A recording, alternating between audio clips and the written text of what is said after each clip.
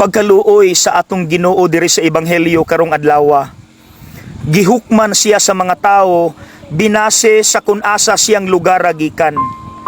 Kung unsay estado sa kinabuhi, kinsa lang iyang ginikanan. Kung sa ilang giingon niya, walay propeta nga gikan sa Galilea. In fact, sa usa sa mga ebanghelyo, miingon si Natanael about Jesus. Naabadi ay maayo nga gikan sa Nazaret. Unfortunately, mga igsuon gakahitabo gihapon na karon.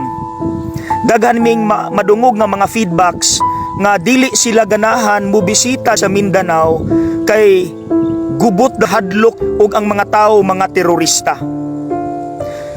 Gibasihan ang unsay nahitabo sa Mindanao, maupod na ilahang pagtan-aw namo.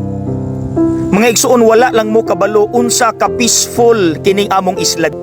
Come and visit us here. Naapod ko'y amigo nga gikaulaw niya iyang apelyido kay di ay iyang mga paryente na nga priso kay kriminal. Maunang sa iyang Facebook account, wala niya gibutang iyang apelyido.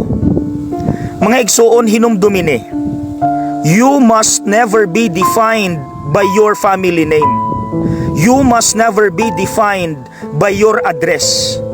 You must never be defined by the color of your skin and by your status. Tao ka kay tao ka.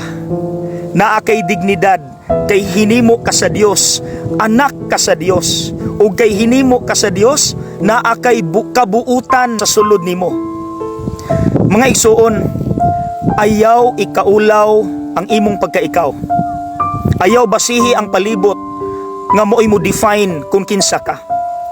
You are who you are.